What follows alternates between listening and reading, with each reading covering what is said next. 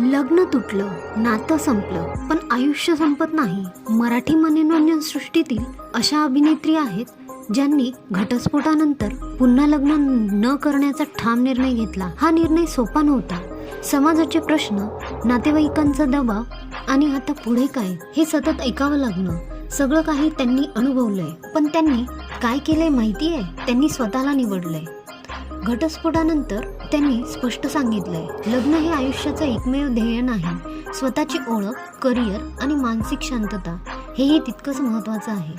तर मित्रांनो, आता आपण पाहूयात मराठी मनोरंजन सृष्टीतील अशा अभिनेत्री ज्यांनी घटस्फोटानंतर पुन्हा लग्न न करण्याचा ठाम निर्णय घेतलाय. तर नंबर 1, तेजस्विनी पंडित यांनी 2012 मध्ये भूषण बोपचेशी लग्न केलं, पण 2018 त्यांचा डिवोर्स झाला. नंबर 2, सई ताम्हणकर यांनी अमेय गोसावीशी लग्न केलं, पण 2015 त्यांचा डिवोर्स झाला.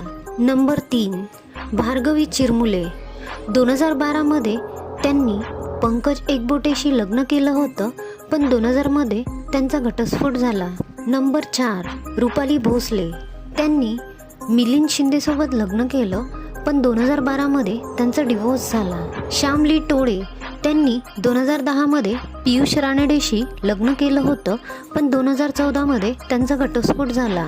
नंतर मयुरी वाघ यांनी 2017 पियुष रानडेशी लग्न केलं होतं, पण काही महिन्यातच त्यांचा घटस्फोट झाला. शुभविवाह आणि big boss fame Apurva Nemlekar यांनी रोहन देशपांडेशी लग्न केलं, पण 2016 त्यांचा घटस्फोट झाला. मानसी नाईक यांचा एक्स नवरा प्रदीप खरेरा, पण 2022 यांचा घटस्फोट झाला. स्मिता गोंडकर यांनी सिद्धार्थ बांटियाशी लग्न केलं, पण 2018 त्यांचा घटस्फोट झाला.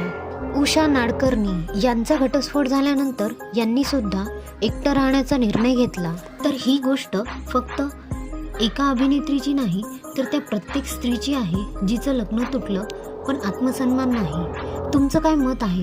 घटस्फोटानंतर दुसरं लग्न करायलाच हवं का, की स्वतःसाठी जगणं हे तितकंच योग्य आहे? कमेंटमध्ये तुमचं मत नक्की सांगा आणि अशाच रिअल लाईफ स्टोरीजसाठी चॅनलला सबस्क्राईब करा.